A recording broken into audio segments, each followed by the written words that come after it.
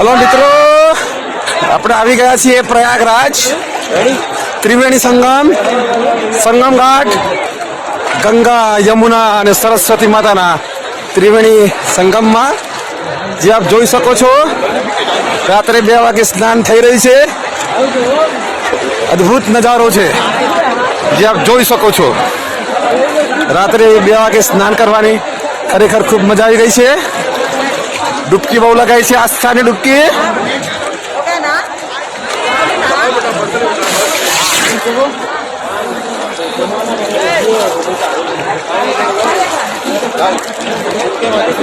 त्रिवेणी संगम घाट गंगा मैया की जय हो।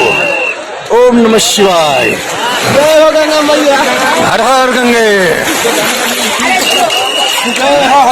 हर हर गंगे। जो मेरे दोस्त साथी मित्र है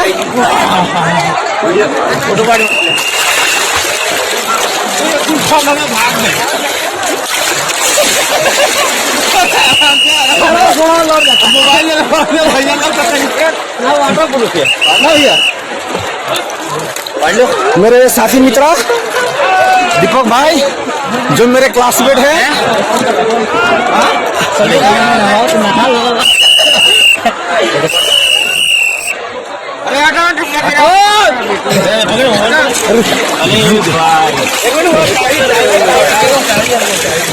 क्या करता है दूसरी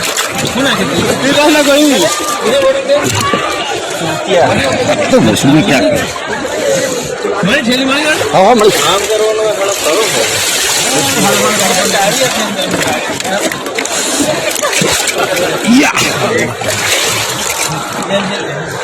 चाय मिल गई।